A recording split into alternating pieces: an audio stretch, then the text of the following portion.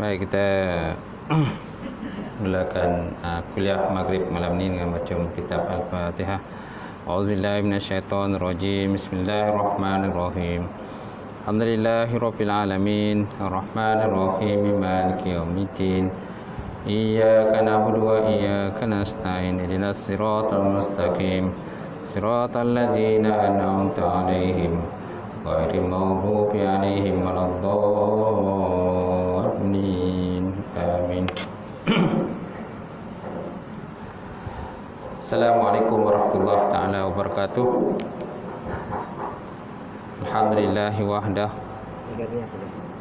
Beti tak ada. Pak, ni yang baru ni. Beti tak ada. Dia tak boleh beti.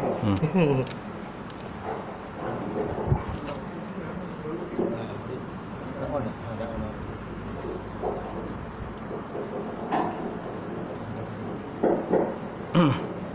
Alhamdulillah wahdah, sadaqa wa'dah, wa nasara 'abdah, wa 'azza jindahu, wa hazabal ahzaba wahdah. Asyhadu an la ilaha illallah wahdahu la syarikalah, wa asyhadu anna Muhammadan 'abduhu wa rasuluh. Allahumma salli wa sallim ala sayyidina wa nabiyina wa habibina wa syafiina wa zuhrina wa maulana Muhammad, imamil muttaqin wa qaidu da'al jahidin, wa ala alihi wa sahbihi ajma'in. Amma ba'd. Fa inna asdaqal hadis kitabullah wa khairal hadi hadi Muhammad sallallahu alaihi wasallam, wa syarrul umuri muhdatsatuha, wa kullu muhdatsatin bid'ah, wa kullu bid'atin dhalalah, wa kullu dhalalatin finnar. Qala Allah Subhanahu wa ta'ala fi kitabil azim, ba'da billahi minasyaitonir rajim.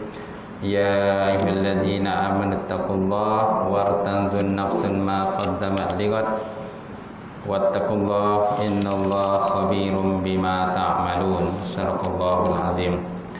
Maksudnya, wahai orang beriman, wahai orang-orang yang beriman, bertakwalah kamu kepada Allah Subhanahu wa taala dan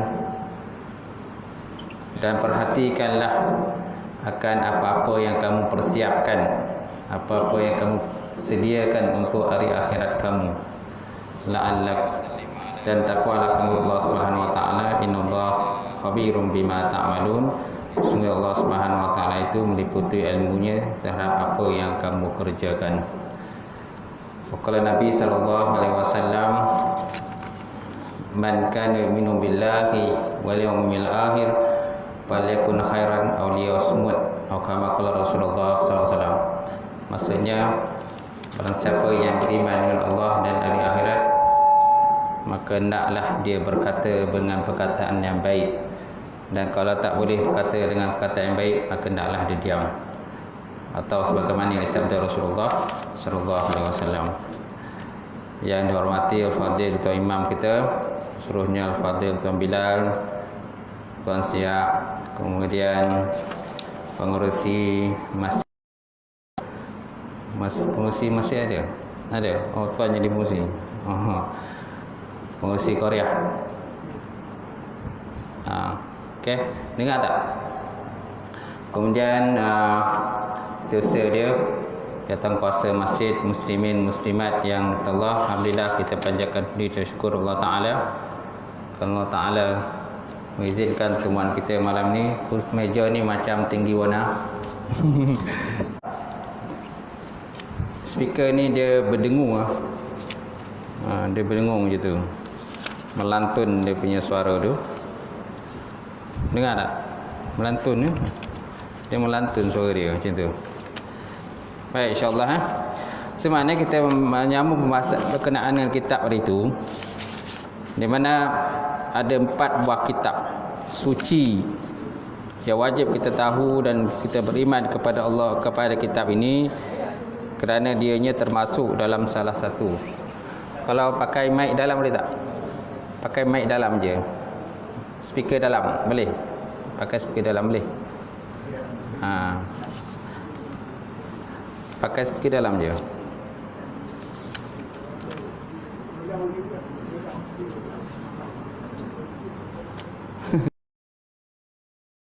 pakai speaker dalam je. Tak perlu pakai luar.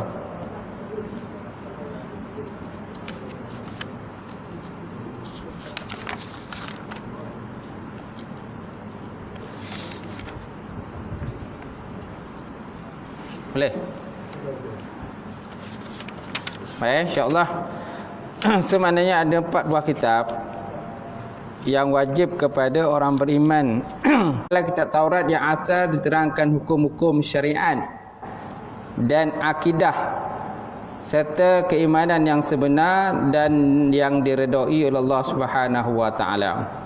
Sebenarnya dalam kitab Taurat itu tuan-tuan mengandungi hukum-hukum syariat pada zaman Nabi Musa alaihissalam dan juga mengandungi akidah dalam bab beriman kepada Allah Subhanahu wa taala, kemudian percaya tentang sifat-sifat yang wajib bagi Allah taala, okey, serta keimanan yang sebenar dan yang diredai oleh Allah Subhanahu wa taala. Kemudian dalam kitab Taurat yang asal itu juga menjelaskan akan dibangkitkan dan diutus seorang nabi dan rasul yang terakhir daripada keturunan Nabi Ismail alaihissalam, putera Nabi Ibrahim alaihissalam. Ia akan membawa syariat yang baru dan menasahkan syariat-syariat yang terdahulu daripadanya. So maknanya dalam kitab Taurat itu pun dah sebut dah akan kelahiran seorang nabi. Cuma tak dinyatakan nabi lahir itu daripada keturunan mana. Sama ada nabi lahir itu keturunan daripada Bani Israel ataupun daripada keturunan Arab. Jadi di kalangan orang Yahudi, mereka menanti-nanti kelahiran siapakah nabi yang terakhir itu ia akan dilahirkan. Kemudian apabila nabi dilahirkan, itulah dalam berjumpa dengan Rasulullah sallallahu alaihi wasallam dan bertanya tentang nabi, tentang ciri-ciri kenabian yang ada kepada baginda Rasulullah. Antara soalan ditanya kepada baginda Rasulullah, ya Muhammad,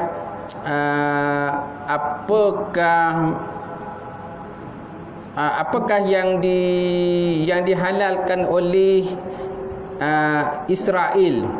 Israel ni siapa? Nabi Allah Yaqub alaihissalam. Ketika dia mengalami sakit yang agak berat. Ketika dia sakit berat, kan ada benda yang dia Nabi Allah Yaqub itu dia tak nak minum ataupun tak nak makan.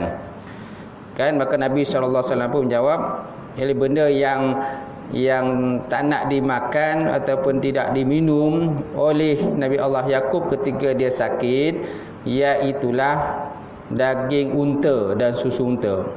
Daging unta dan susu unta, kan, itu benda yang diharamkan bagi dia ketika dia sakit. Kemudian dia tanya lagi, ya Muhammad, apakah tanda kenabian kamu itu? Apakah ketanda kenabian kamu itu?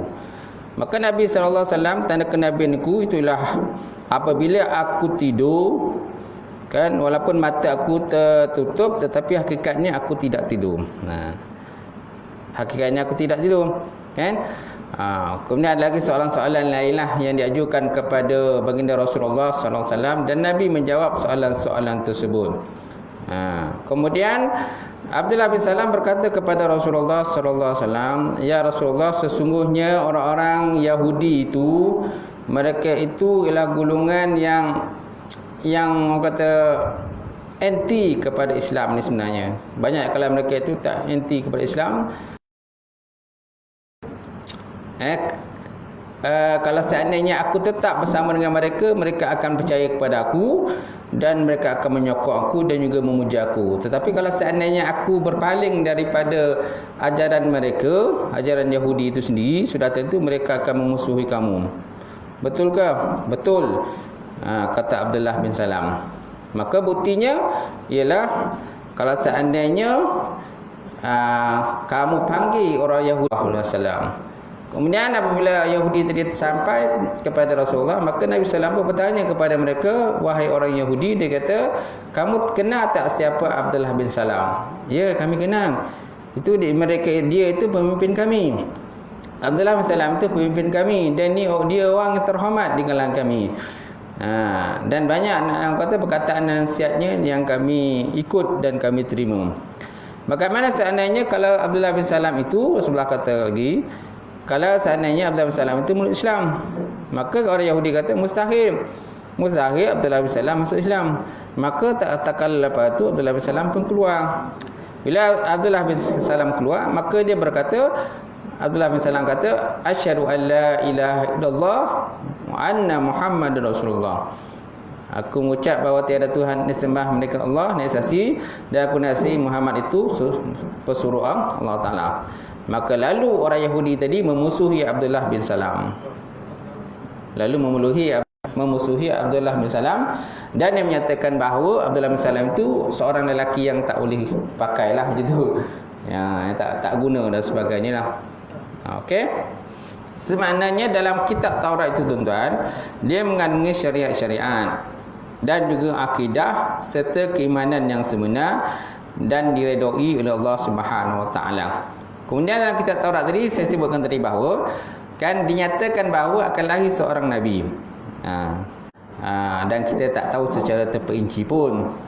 Tapi sebaiknya kalau rasul tu kalau boleh kita tahu secara terperinci kan, siapa nama rasul itu, kan di mana dilahirkan, kan apa kaum yang dia dakwah kepada mereka itu, kan apa benda yang dibawa dan sebagainya, bagaimana perjuangan dia menegakkan agama Allah Subhanahu Wa Taala ini, sedikit sebanyak kita kena tahulah.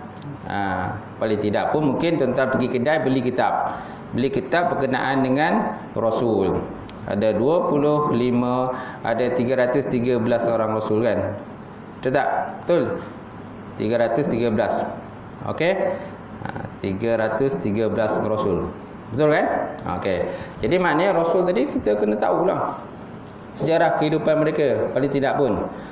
Kemudian kitab Taurat yang ada di tangan orang Yahudi sekarang sudah banyak diubah. Sebagai bukti bahawa Taurat yang ada sekarang tidak ada menyebutkan mengenai syurga, neraka, hari kebangkitan, hisab, hari perhitungan amalan baik atau buruk, mahsyar, mizan, neraca timbangan dan lain-lainnya yang berkaitan dengan persoalan hari kiamat. Padahal perkara-perkara tersebut itulah yang semestinya disebutkan dan diterangkan dalam kitab-kitab suci daripada Allah Subhanahu Wa Taala tu tang. So maknanya kitab Taurat itu tangan Yahudi sekarang ni sebenarnya dah banyak diubah. Dan mereka sebenarnya pun tak pegang pun kitab Taurat lagi pun. Mereka banyak kitab mereka yang lain seperti kitab Talmud. Kitab Talmud pun banyak dia punya versi dia. Banyak versi kitab Talmud inilah. Dan kitab Talmud ini orang kata lebih kepada orang kata memperjuangkan akan nafsu tempat yang berasingan. Perkara seperti ini sudah pasti terdapat dalam Taurat, itu perubahannya banyak. Maknanya kitab Taurat yang ada sekarang ini ataupun kitab Talmud yang ada zaman sekarang ini bukan lagi ditulis pada zaman Nabi Musa AS. Bukan lagi ditulis pada zaman itu. Dia ditulis pada ratusan tahun kemudian, yang ditulis oleh rahib-rahib ataupun pendeta-pendeta mereka yang menulis.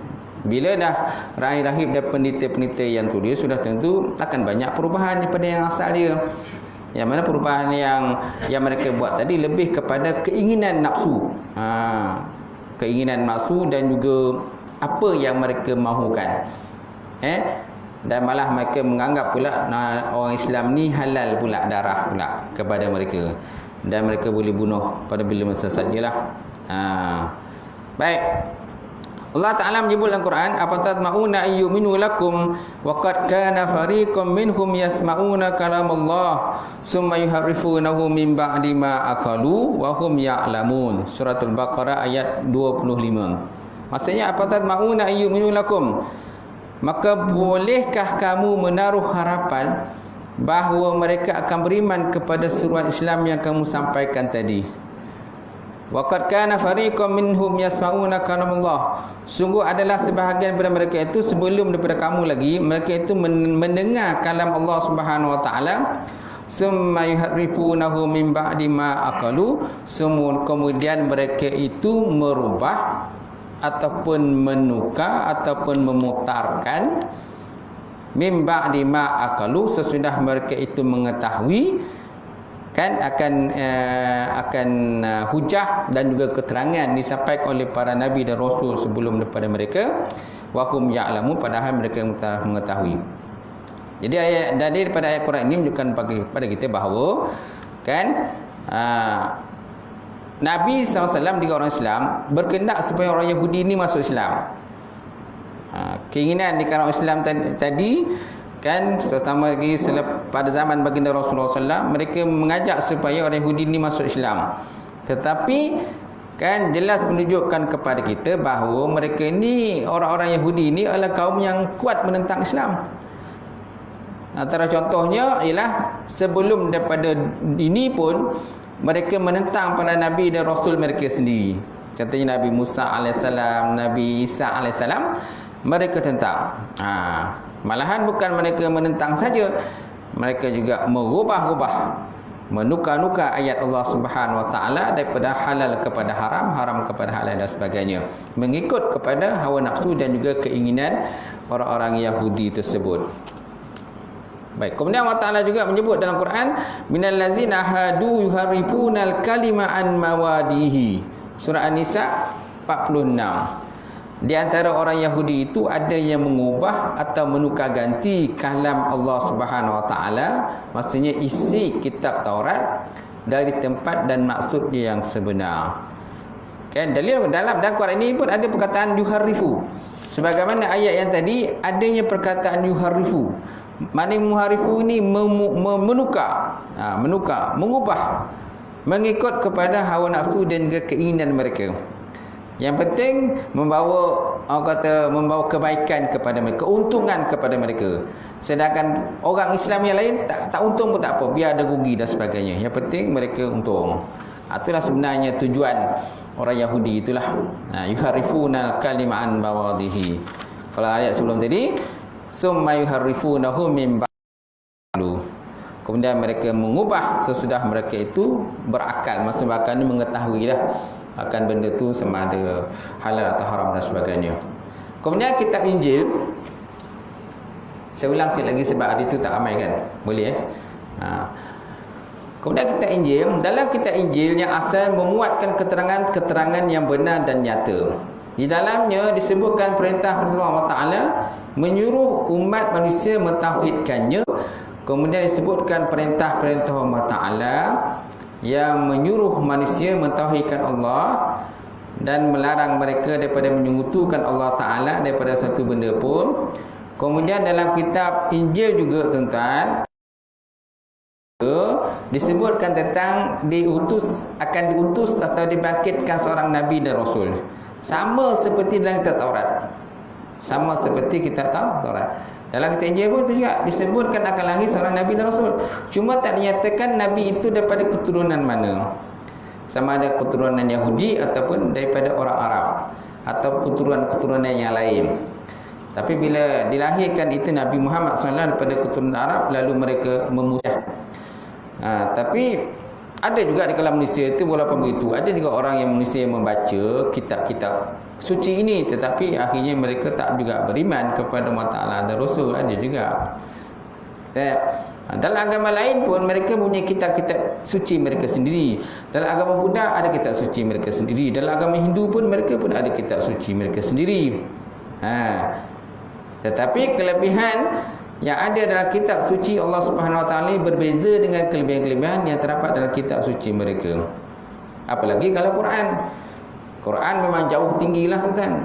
Tinggi sangat martabat Quran ini. Kerana Quran ini dia mengandungi bahasa Arab dan juga tata bahasa dan juga balaghah yang begitu tinggi. Sehingga orang Arab sendiri yang pandai bersyair, mengarang-arang syair pun begitu takjub bila mereka itu membaca Al-Quran. Ataupun kalau Allah Ta'ala yang diberikan oleh baginda Nabi SAW kepada mereka, boleh didengarkan kepada mereka. Orang yang takjub dengan kalam Allah ni, Quran ini, ialah contohnya Walid Al-Mughirah. Walid Al-Mughirah. Siapa Walid Al-Mughirah ini? Walid Al-Mughirah ini dia seorang daripada penyair Arab. Dia ni juga seorang yang kaya raya. Dia seorang yang kaya raya. Dia punya anak yang ramai. Kata silap saya ada 10 orang anak lelaki. Anak lelaki dia 10. Dan ni dia kaya raya. Dan kan oleh Walid bin Mughirah kepada baginda Rasulullah, ya Muhammad, dia kata, saya dengar engkau ni memecah belahkan masyarakat, dia kata. Kan? Saya dengar engkau ni kau memecahkan masyarakat. Saya harap lepas ni kau janganlah buat lagi memecahkan belahkan masyarakat. Dan saya yalah, sebenarnya apa yang kau nak, Muhammad, dia kata? Adakah kau nakkan jawatan, kau nakkan perempuan, kau nak pangkat kedudukan dan sebagainya, kau nak jadi ketua dan sebagainya? Kami boleh lantik kau sebagai jadi ketua, dan kami bagi kau bagi jawatan, dan kami boleh bagi membaca ayat surah Fussilat. Maka Walid Al-Mughirah tadi pun dia pun orang kata takjub, dia kata, aku tak pernah dengar perkataan ini, dia kata. Nak kata syair bukan syair, kan? Nak kata gurindam bukan gurindam, kan? Macam itulah. Nak kata sajak bukan sajak. Tapi apa yang dibaca oleh Nabi tadi menakjubkan. Kerana Walid Mughirah ni tahulah, Walid Mughirah ni seorang yang pakar dalam ilmu syair bahasa Arab. Dia ni pakar, dan dia biasa kalau seandainya ada pertandingan syair di Arab itu pada masa itu, Walid Mughirah ni dia biasa menang. Dan mana-mana syair yang mendapat dan digantungkan di Kaabah, syair tadi. Okey, siapa yang menanglah, nak menunjukkan bahawa syair dia tu memang baguslah. Tapi bila Walid Mughirah mendengar akan syair ataupun mendengar akan ayat Quran daripada surah Fussilat dibaca oleh baginda Nabi SAW, maka dia pun takjub. Dia kata, aku tak pernah dengar ni, dia kata. Sangat tinggi dia punya nilai balaghah tata bahasa dia. Aku tak boleh nak menandingi akan kehebatan dia. Dalam keadaan Walid Mughirah itu sugul macam tu, monyong ataupun sugul tadi, maka kata Abu Jahal bertanya kepada Walid Mughirah, ya Walid Mughirah, apa sebenarnya berlaku, dia kata. Apa sebenarnya berlaku? Adakah kau dah dipukau oleh Muhammad, kata. Adakah kau dah ditipu oleh Muhammad, dah dipukau ataupun tergoda dengan Muhammad? Maka Walid Mughirah dia kata, aku telah mendengar satu ayat, satu kalam yang begitu tinggi nilai bahasa dia kata. Tak pernah aku dengar sebelum ini. Maka orang-orang pemimpin Quraisy yang lain dia kata, engkau ni lain macam ya Walid, dia kata. Kau dah terpengaruh dengan Muhammad ke, dia kata. Kau dah terpengaruh dengan Muhammad ke? Okey. Kami tak akan, orang kata, berkawan denganmu wahai Walid Mughirah selagi mana engkau tidak bercakapkan, memperkatakan sesuatu benda yang buruk terhadap Muhammad. Kami bagi kepada engkau ya Walid selama 3 hari. Kalau lepas 3 hari ni kau tak nak cakap benda yang buruk pada Muhammad, kita tak berkawan. Putus saudara, dia kan macam tu. Putus saudara kita berkawan-kawan lagi. Maka Walid Mughirah pun baliklah, dia pun sugul dalam keadaan macam tu, kan? Lepas 3 hari, pemimpin Quraisy pun berjumpa Walid Mughirah. Ya Walid, dia kata, apa yang dah berlaku, dan boleh tak kau ceritakan, dan kau, orang kata, sebutkan satu benda yang buruk terhadap Muhammad lah. Kalau tidak, kira kita tak berkawan lah, kan? Macam tu. Maka Walid Mughirah pun ceritakan apa yang berlaku. Dan akhirnya Walid Mughirah kata, tidak lain dan tidak bukan apa yang diucap Muhammad itu melainkan sihir. Melahirkan sihir. So maknanya Walid Mughirah tadi masih lagi kata tak mahu melepaskan hubungan persaudaraannya dengan pemimpin-pemimpin Quraisy yang lain. Di samping nak sayangkan, dia sayangkan pada jawatan dia, mungkin dia ada jawatan masa itu, pangkat, kedudukan dan sebagainya, kan? Jadi dia tak nak mau berpisah dengan kawan-kawannya, masih lagi bersekongkol dengan pemimpin Quraisy yang lain, kan? Dan dalam masa sama dia memusuhi Rasulullah sallallahu alaihi wasallam. Ada riwayat menyatakan bahawa Nabi sallallahu alaihi wasallam bersabda bahawa Walid Al-Mughirah itu nanti dia masuk dalam neraka, kan? Dia terpaksa mendaki bukit yang tinggi dalam pendakian tadi jarak masanya ialah 70 tahun mendakinya. 70 tahun mendaki, kemudian 70 tahun turun ke bawah. Dalam keadaan merangkak macam itulah. Dalam keadaan merangkak. Itulah balasan yang diterima oleh Walid Al-Mughirah, tuan-tuan. Kita kembali kepada kitab Injil tadi, tuan-tuan. Kemudian kitab Injil yang diturunkan kepada Nabi Isa AS adalah sama dengan kitab Taurat diturunkan kepada Nabi Musa AS. Iaitu kedua-duanya kitab suci tersebut adalah wahyu daripada Allah Ta'ala yang menjadi petunjuk dan cahaya penerangan bagi manusia. Dan kitab Injil itu juga sama halnya dengan kitab Taurat, telah diubah. Nampak? Telah diubah dengan berbagai-bagai perubahan dan penggantinya yang dilakukan oleh tangan manusia. Dan kitab Injil sekarang pun dah tak ada dah. Mereka menggunakan kitab Bible. Menggunakan kitab Bible. Okey, kitab Bible dia ada dua versi, satu perjanjian lama dan satu perjanjian baru. Perjanjian lama tu kalau nak ikutkan masih lagi banyak mengikut kepada kitab Injil yang asal. Tak banyak diubah kalau perjanjian lama. Yang banyak ubah ialah perjanjian baru. Perjanjian baru. Okey? Dan banyak sekarang ni tangan-tangan orang bukan Islam ni, orang-orang Kristian ni kebanyakannya kitab Injil dalam versi yang banyak diubah sana ubah sini dan sebagainya. Isa alaihissalam. Tapi kitab Zabur dia tidak mengenai syariat. Dia lebih macam ada adab gitulah. Ada adab dalam kehidupan. Kemudian memuatkan fatwa-fatwa, nasihat-nasihat dan juga peringatan-peringatan yang mesti dijalankan oleh semua umatnya lah. Kemudian kitab Zabur tidak memuatkan syariat Allah Ta'ala dan hukum-hukum hakam. Kerana Nabi Daud AS hanya diperintahkan oleh Allah Ta'ala mengikut syariat yang diberikan kepada Nabi Musa AS yang terdahulu. Maknanya dia kitab Zabur ni lebih untuk melengkapkan saja kitab-kitab yang sebelum ini. Dia seru itu kitab Zabur yang diturunkan kepada Nabi Allah Daud AS bukan merupakan kitab yang menunggu syariat ilahi, kerana tidak disebutkan di dalamnya perkara-perkara yang berkaitan dengan syariat tersebut, dan tidak pula tercatat di dalamnya hukum-hukum agama yang telah pun ditetapkan oleh Allah Subhanahu Wa Taala. Itu kitab Zabur lah. Kitab Zabur ni dia tak popular. Tak apa dia katakan huruf muqatta'ah. Muqatta'ah ialah huruf-huruf yang berada pada awal ayat, awal surah. Contohnya alif lam mim, sad. Kan? Alif lam mim sad. Tahu tak? Alif lam ra, huruf muqatta'ah. Kan? Kalau kita lihat kepada tafsiran tu belilah terjemahan ataupun tafsir Al-Quran, kan? Di situ tidak ditafsirkan oleh sebarang pentafsir tentang ayat itu. Tak ada kalau ulama tafsir mentafsirkan ayat itu. Alif lam mim sad, alif lam ra, sad, qaf, kan, yasin. Tidak ada ulama yang mentafsirkannya. Kenapa? Kan Nabi pun tidak menggunakan huruf-huruf muqatta'ah itu. So maknanya dia mengandungi satu rahsia yang masih lagi tidak ada siapa yang mampu untuk merungkaikannya. Kan?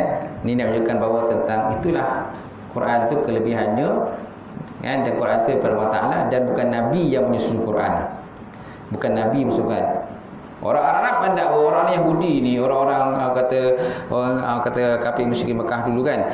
Mereka mendakwa Quran itu disusun dan dikarang oleh Muhammad. Dia kata mustahil Muhammad itu yang menyusun dan juga mengarang Quran, kerana dia seorang yang ummi, tidak tahu membaca dan tidak tahu menulis. Tidak tahu membaca dan tidak menulis. Mustahil dia yang mengarang. Kerana dalam Quran itu kan mengandungi nilai bahasa dan balaghah yang begitu tinggi, tuan-tuan. Banyak ayat-ayat pemisalan, perbidalan yang terdapat dalam Quran. Banyak ayat perumpamaan. Contoh ayat perumpamaan berkenaan dengan orang munafik kan. Masaluhum kamasalil lazis tauqadana ra. Falamma adaat ma haulahu zahaballahu, menyalakan api pada waktu gelap. Masaluhum kamasalil lazis tauqada nara falamma adaat ma haulahu zahaballahu binurihim wa tarakahum fi zulumatil la yubsirun. Kemudian apabila api itu menyala, mereka berjalan dalam gelap tadi dengan api tadi, bila api padam mereka pun tercari-cari macam tu. Kan? Ataupun orang munafik ini bahkan seperti orang yang berjalan pada waktu malam yang penuh dengan kegelapan atau penuh dengan hujan dengan kilat, dengan petir. Bila ada kilat mereka pun berjalan. Bila kilat tak ada mereka pun berhenti semula. Kan? Itulah Allah Ta'ala membuat perumpamaan berkenaan dengan orang-orang munafik lah. Sebenarnya Quran tu banyak ayat-ayat perumpamaan. Ayat-ayat perumpamaan. Contoh ayat lain perumpamaan seperti orang kafir ini dalam bab menyembah Allah Ta'ala, menyembah selain Allah Ta'ala itu seperti ankabut. Mereka itu tidak kuatlah berbanding dengan pegangan kita. Itulah kita berpegang dengan Allah Subhanahu Wa Ta'ala dan juga sunnah Rasulullah sallallahu alaihi wasallam. Okey. Kemudian Allah Ta'ala pernah mencabar manusia ini membuat seumpama Quran. Dan juga para jin pun pernah cabar supaya mereka itu membuat seumpama Quran. Qul, kata Allah Ta'ala, lau ini jitama'ad jin nabi misli hazal Quran la ya'tuna bimislihi walau kana ba'duhum bi ba'din zahira. Kata oleh Muhammad, kalau seandainya dihimpunkan sejin dan juga manusia supaya mereka itu membuat seumpama dengan Quran, kan, nescaya mereka itu tidak mampu membuatnya. Walau kana ba'duhum bi ba'din zahira, sekalipun mereka itu membantu di antara satu sama lain. Hakam, kan, syariat Allah Subhanahu itu Quran juga boleh menjadi hujah bagi kita dan atas kita. Quran boleh jadi hujah atas kita dan pada kita. Nabi SAW bersabda, dia kata at-tuhu syatrul iman walhamdulillah tamla'ul mizan, subhanallah walhamdulillah tamla'ani wa tamla'u ma bainas samai wal ard, as-salatun nur wa sadaqatul burhan. Satunya ialah antara tuntutan Quran itu ialah memakmurkan rumah Allah. Antara tuntutan Quran ialah memakmurkan Allah Ta'ala. Allah Ta'ala sebut, dia kata innama ya'muru masajidallah man amana billahi wal yawmil akhir wa aqama shalah wa ata zakat wa lam yahsha illallah fa asa la yakunu minal muhtadin. Hanya saja orang yang memakmurkan rumah Allah, beriman dengan Allah dan juga di akhirat, dan mereka itu mendirikan sembahyang dan menunaikan zakat, dan mereka tidak takut melainkan hanyalah kepada Allah Subhanahu Wa Ta'ala, maka mudah-mudahan mereka itu termasuk golongan mendapat hidayah petunjuk daripada Allah Ta'ala. Semaknanya masjid kita jangan biarkan dia sunyi. Setiap jemaah, setiap waktu kalau boleh ada saja jemaah yang datang ke masjid kita, kan? Kerana sebelum ni tuan saya nampak masjid ni macam sunyi untuk memakmurkan Allah Ta'ala. Kenapa tuan-tuan? Kerana musuh Islam ni boleh melakukan apa saja kalau kita tidak mengibarahkan Allah. Contohlah kalau ada musuh Islam satu ni datang, dia nak bakar masjid kita ni. Sedangkan masa itu ialah waktu yang zuhur, contoh waktu zuhur. Tapi seorang pun tak ada waktu zuhur. Tak ada seorang nak azan, tak ada seorang nak kan, tak ada orang jemaah. Jadi senanglah musuh Islam tadi nak bakar rumah Ta'ala tadi. Contohlah, kalau orang musuh Islam tu dia ambil satu tindakan terhadap rumah Allah Ta'ala ni, kan. Itu sebabnya setiap waktu sentiasa saja ada jemaah dan kita hidupkan rumah Allah Ta'ala ini, dan besok akhirat besok pun kita akan ditanya jugalah, kan, tentang masa kita ke mana dihabiskan, tentang umur kita ke mana dihabiskan, kan, tentang ilmu kita, adakah kita dah amalkan, kan. Kemudian ajaklah ke kawan lain. Tak?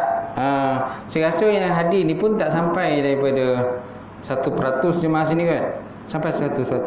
Sampai 1% tak? Tak sampai 1%. 1% sampai. Tak sampai 1%. Sebab waktu yang itu korban itu rasa macam ramai orang yang nampak. Saya semoleh 5 ekor gitu, kan. Lembu kat sini. Daripada luar. Yang tinggal yang hadir ni, daripada yang tinggal sini ada tak 1% lebih? Ada 1%. Kalau satu, korban tu anak-anak di luar tadi. Okey. Baiklah. Tak yang hadir ni yang masih tinggal kat sini ramai lagi. 10%. Berikum malam taqabbala rizqan halalan mubarakatan katsira wa sayyana fataya alim nawlana qulubana bi nuri ma'rifataka wa ta'arifin. Allahumma kana bidin, Allahumma kana bidin. Allahumma ij'alna hadza jam'an marhuma wa tafarraqna min ba'di tafarruqan ma'suma.